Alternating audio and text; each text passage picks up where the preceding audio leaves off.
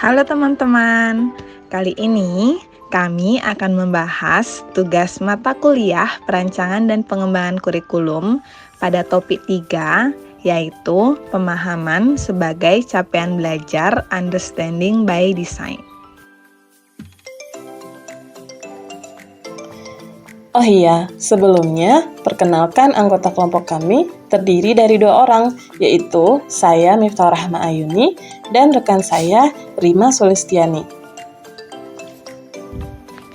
Di video kali ini, kami akan membahas lebih dalam mengenai aspek perspektif dalam konsep pemahaman pada siswa dalam understanding by design.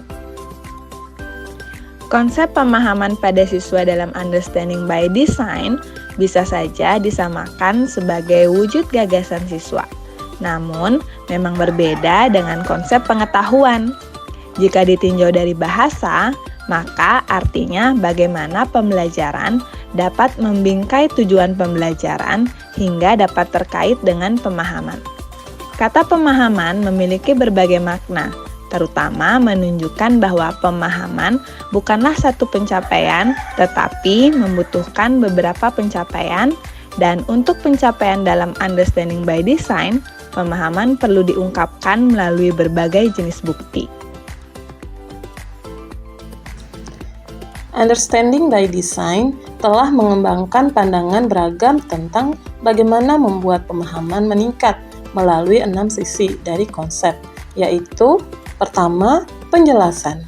Yang kedua, interpretasi. Yang ketiga, aplikasi. Yang keempat, perspektif. Yang kelima, empati. Dan yang keenam, pengenalan diri. Nah, kami kelompok 4 akan membahas tentang aspek perspektif. Perspektif mengacu pada kemampuan siswa untuk melihat suatu hal dari sudut pandang yang berbeda. Siswa dapat menjelaskan sisi lain dari sebuah situasi, melihat gambaran besar, melihat asumsi yang mendasari suatu hal, dan memberikan kritik.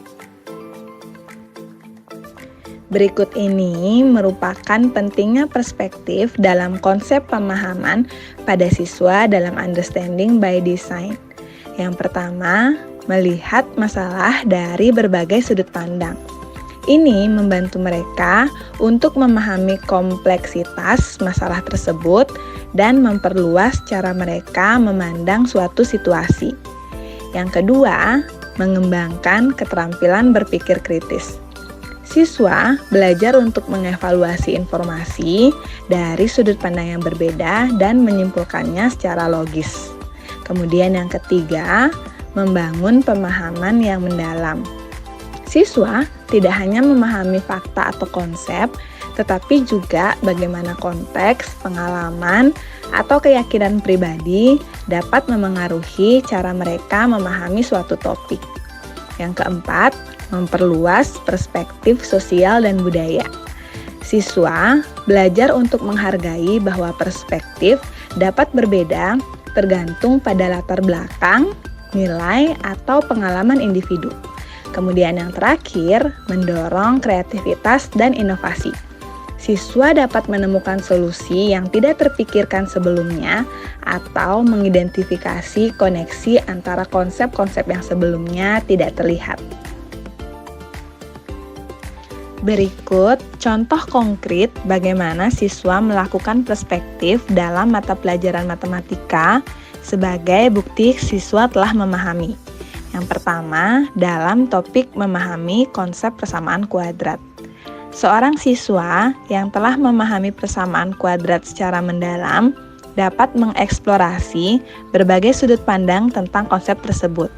Misalnya, dia bisa membahas berbagai metode penyelesaian persamaan kuadrat seperti faktorisasi, menggunakan rumus kuadrat, atau melalui metode lengkap kuadrat.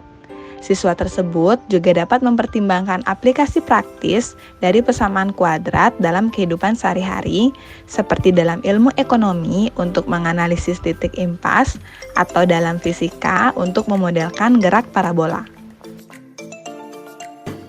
Contoh konkret lain yaitu seorang siswa yang memahami konsep statistika dapat menunjukkan perspektif kritisnya dengan menganalisis data statistik. Misalnya, dia bisa mempertimbangkan metode pengambilan sampel yang digunakan dalam suatu penelitian dan apakah metode tersebut mencerminkan populasi secara akurat. Selain itu, siswa tersebut dapat mengevaluasi keandalan data yang dikumpulkan, termasuk apakah ada bias dalam pengumpulan data atau apakah sampel tersebut cukup representatif. Dengan melakukan ini, siswa menunjukkan pemahaman yang mendalam tentang bagaimana statistika digunakan dan bagaimana data statistik dapat dianalisis dengan kritis. Mari kita perhatikan contoh lainnya ya. Ketika dihadapkan pada masalah matematika kompleks, siswa yang telah memahami konsep aljabar dapat menunjukkan perspektif kritisnya dengan mencoba berbagai pendekatan dalam menyelesaikan masalah tersebut. Misalnya, dalam menyelesaikan sistem persamaan linear, siswa dapat menggunakan metode eliminasi Gauss, substitusi, atau matriks, dan kemudian mengevaluasi keefektifan setiap metode tersebut dalam menyelesaikan masalah yang diberikan. Dengan mempertimbangkan kelebihan dan kelemahan setiap metode, siswa dapat menunjukkan pemahaman yang mendalam tentang konsep aljabar dan kemampuan untuk berpikir kritis dalam menyelesaikan masalah matematika. Kesimpulannya, dalam Understanding by Design, guru dapat merancang pembelajaran yang mendukung pengembangan perspektif siswa melalui berbagai metode seperti studi kasus, diskusi kelompok, perbandingan budaya, dan aktivitas reflektif. Hal ini memastikan bahwa siswa tidak hanya memahami materi secara dangkal, tetapi juga secara mendalam dan terintegrasi dalam konteks yang lebih luas, menjadikan perspektif sebagai elemen kunci dalam proses pembelajaran. Baiklah, demikian penjelasan dari kelompok kami mengenai aspek perspektif konsep pemahaman pada siswa dalam Understanding by Design. Terima kasih sudah menyaksikan.